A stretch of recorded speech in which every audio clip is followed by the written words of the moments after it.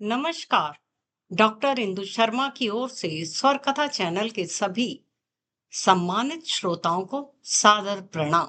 भारत के संतों को समर्पित इस श्रृंखला के पिछले एपिसोड में हमने स्वर कथा पर स्वामी शिवानंद, एक डॉक्टर जिन्होंने विदेश में अपनी ल्यूक्रेटिव मेडिकल प्रैक्टिस छोड़कर अध्यात्म का मार्ग अपनाया और हिमालय को अपना स्थायी निवास बना लिया, के जीवन और उनकी शिक्षाओं पर चर्चा की थी। और आज हम चर्चा करेंगे संत मलुकदास जी की, सार्वभौमिक प्रेम के कवि संत मलुकदास। संत मलुकदास सार्वभौमिक प्रेम के कवि की उपलब्धियों पर चर्चा करने से पहले आपसे अनुरोध है कि यदि आपने अभी तक स्वर कथा चैनल को सब्सक्राइब नहीं किया तो कृपया अवश्य करें और साथ ही इसे लाइक भी करें और अपने कमेंट्स के माध्यम से हमें अपने विचारों से अवगत कराएं और चैनल को अधिक से अधिक प्रमोट करें और हमारा हौसला बढ़ाएं। तो आइए अब हम चर्चा करते हैं संत मल्लुकदास जी की, जिनका जन्म प्रयागराज की पवित्र भूमि के समीप हुआ था। ये वो ही संत हैं जिनको उनकी प्रसिद्ध पंक्तियों अजगर करे न चाकरी, पंछी करे न काम, दास मल्लू का कहे गए सबके दाता राम। यह कोई साधारण कथन नहीं है। इसमें छिपा है उनका दृढ़ विश्वास ईश्वर के प्रति। ये वो स्थिति है जब ईश्वर ही करता है। 1574 ईस्वी में उनका जन्म हुआ प्रयागराज की पावन धरती पर, जहां गंगा अमर सत्य से गूंजती है। जन्मे एक संत जिनकी वाणी ने धरती और आकाश को जोड़ दिया। वे थे मलुकदास जी, भक्ति की ज्योति, मानवता के कवि, प्रेम के दूत।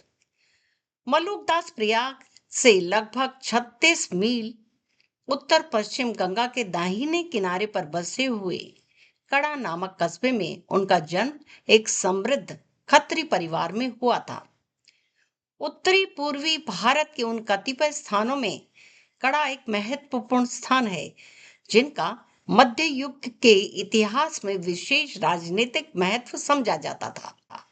संसार से विरक्ति का जो भाव मलुकदास जी के हृदय में आगे चलकर पल्लवित और पुष्पित हुआ, उनका बीजारोपण उनकी बाल्यावस्था में ही हो गया था। उनकी दमन की प्रवृत्ति को देखकर उनके माता पिता अत्यंत चिंतित रहते थे।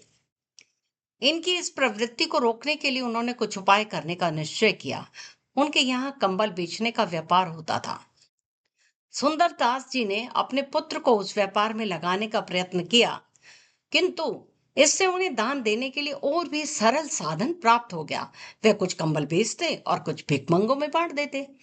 इनकी शिक्षा दीक्षा के विषय में कोई अंतः साक्ष्य उपलब्ध नहीं है। जनश्रुति यह है कि 5 वर्ष की अवस्था में होने पर सुंदरदास जी ने अपने पुत्र को ग्राम पाठशाला में भेजा था। गुरु ने जब उनकी पाटी पर वर्णमाला लिखकर उसका अभ्यास करने का उन्हें आदेश दिया तो बालक मलुकदास ने वर्णमाला के प्रत्येक अक्षर पर एक साखी लिख डाली। गुरु को बालक की इस ईश्वर प्रदत्त प्रतिभा को देखकर अत्यंत आश्चर्य हुआ। मलुकदास के गुरु के संबंध में बहुत मतभेद हैं। कुछ विद्वानों के अनुसार उनके गुरु द्रविड़ देश के महात्मा विठल दास जी थे। कुछ विद्वानों का कहना है कि कील के शिष्य थे ये। पीताम्बर दत्त बड़त्वाल ने लिखा है कि इन्होंने देवनाथ जी से नाम मात्र के लिए शिक्षा ग्रहण की थी। इनसे भिन्न उन्हें आध्यात्मिक जीवन में वस्तुतः दीक्षित करने वाले गुरु मुरार स्वामी थे। अनुमान है कि इनका विवाह कुल की रीति के अनुसार हुआ था, परंतु उनका मन गृहस्थ जीवन में कभी भी अनुरक्त नहीं हुआ। विवाह के कुछ समय के बाद एक कन्या का जन्म हुआ, परंतु जन्म के होते ही माता के सहित उसका देहांत हो गया। परिचय से ज्ञात होता है कि यद्यपि मलुकदास अपने परिवार में रहते हुए उनके साधारण कर्तव्यों का पालन करते रहे, परंतु उनकी विरक्त मन उसकी माया से सदैव निर्लिप्त रहा। अपने पैतृक व्यवसाय कंबल के व्यापार में भी उनका मन नहीं लगा। इनके पर्यटन तथा भ्रमण पर कोई अंतः साक्ष्य उपलब्ध नहीं है, परंतु हाँ, ऐसा माना जाता है कि ऐसा उन्होंने सुदूर स्थानों को भी समय समय पर उन्होंने यात्रा की थी। मलुकदास की प्रामाणिक कृतियों में ज्ञानबोध, रतन खान, भक्त बच्छावली, भक्ति विवेक, ज्ञान परोछी, बारह खड़ी, रामावतार लीला, ब्रज लीला, ध्रुव चरित, विभय विभूति तथा सुख सागर हैं। ज्ञानबोध इनका सर्वमान्य प्रामाणिक ग्रंथ है।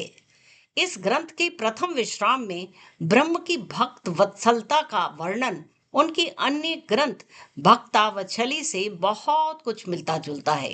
कहीं कहीं दोनों में समान पंक्तियां प्राप्त होती हैं। ज्ञानबोध में तीर्थ यात्रा, भेष धारण, आश्रम त्याग आदि सर्वव्यापकता और सर्वशक्तिमत्ता का प्रतिपादन करते हुए ज्ञान, भक्ति और वैराग्य के समन्वय का वर्णन किया गया है। ज्ञानबोध में तीर्थ यात्रा, भेष धारण, आश्रम त्याग आदि बाह्य आचरण को व्यर्थ बताया गया है।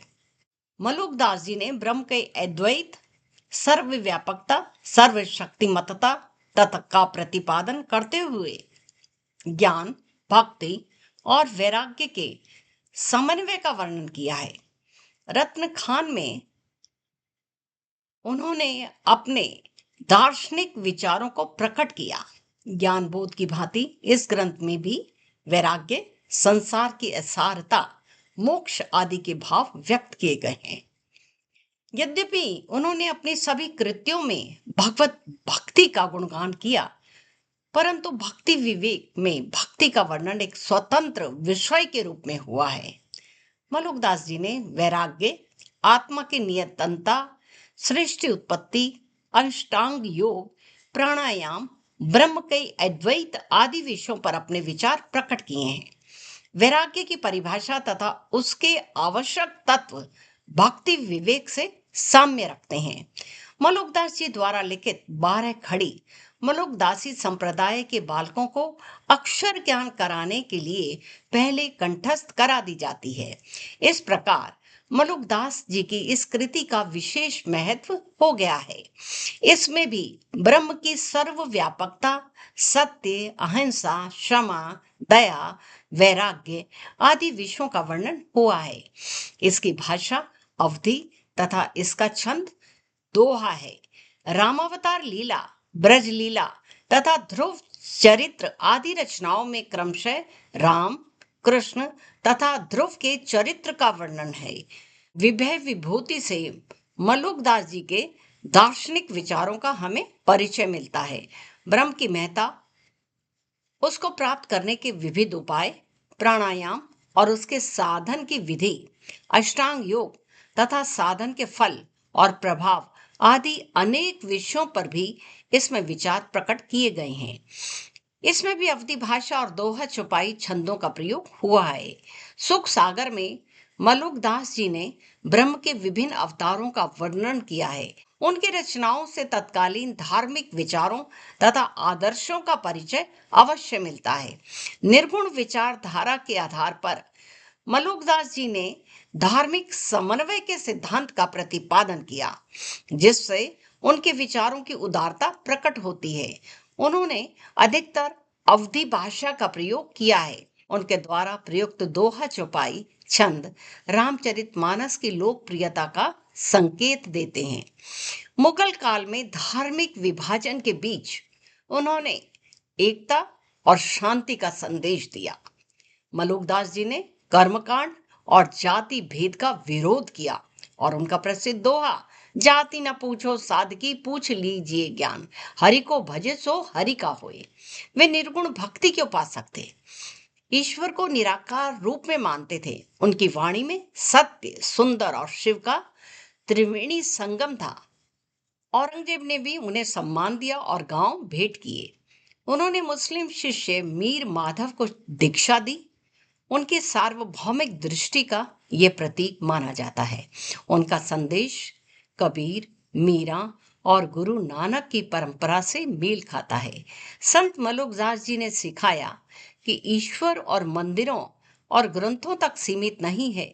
ईश्वर करुणा, समानता और प्रेम में बसता है। उनकी वाणी आज भी गूंजती है। मानवता की सेवा ही ईश्वर की पूजा है। वह कहते हैं कि सत्य, सुंदर और शिव ही भारतीय अध्यात्म का सार है। मलुकदास जी की वाणी ने हिंदू मुस्लिम एकता को बल दिया। उनके संदेश ने समाज में करुणा और समानता की भावना जगाई। उन्होंने धर्म से उठकर मानवता को महत्व दिया। उनकी शिक्षाएं आज भी प्रासंगिक हैं। जब समाज विभाजन और संघर्ष से जूझता है, तब मलुकदास जी की आवाज हमें याद दिलाती है क्या? मानवता की सेवा ही ईश्वर की पूजा है। संत मलुकदास जी का जीवन एक दीपक की तरह है जो अंधकार में प्रकाश फैलाता है। उनके प्रसंग हमें बताते हैं कि सच्चा धर्म करुणा, समानता और प्रेम है। उनकी वाणी आज भी गंगा की धारा की तरह अमर है, जो हर युग में मानवता को दिशा सर्वदा देती रहेगी। उन्होंने सन 1761 ईस्वी में इस नश्वर शरीर का त्याग कर ब्रह्म में विलीन हो गए। शत शत प्रणाम है ऐसी हुतात्मा को